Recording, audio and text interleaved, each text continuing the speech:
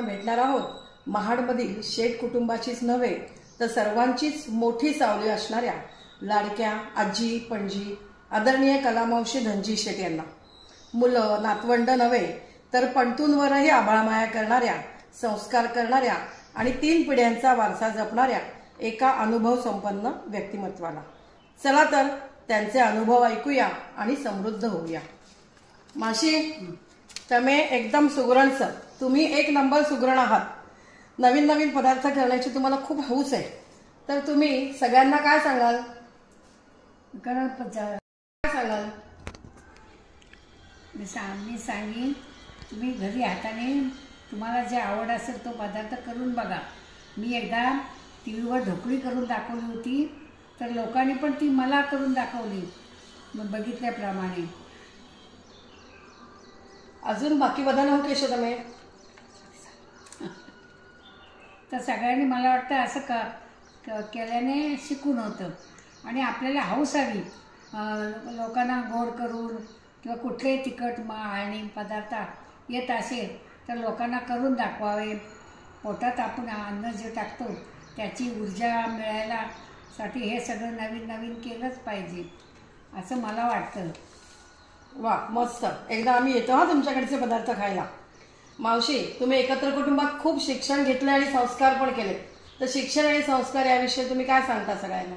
मी सगळ्यांना सांगते, शिक्षण हे महत्त्वाचं आहे। एक वेळ चूल नाही पेटवता आली तरी चालेल, स्वयंपाक नाही जमला तरी चालेल, आपण बाहेर ठेवून करू शकतो, पण शिक्षण हा पहिला आपला पाया भक्कम केलाच पाहिजे।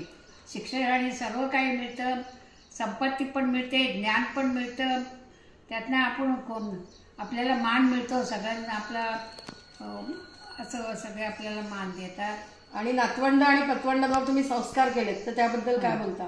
मी नातूंना पण शिकवायला बसवायची, पणतूंना पण शिकवायला बसवायची आणि त्याने ऐकलं नाही तर काठीचा धाक दाखवायची, प्रत्यक्ष मारायची नाही, माझा हात काय मारायला वळायचा नाही, पण काठी अशी ठोकायची, बघा नाही तुला जमलं तर मला काठी घ्यावी लागेल, एवढं बाकी मी सांगायची।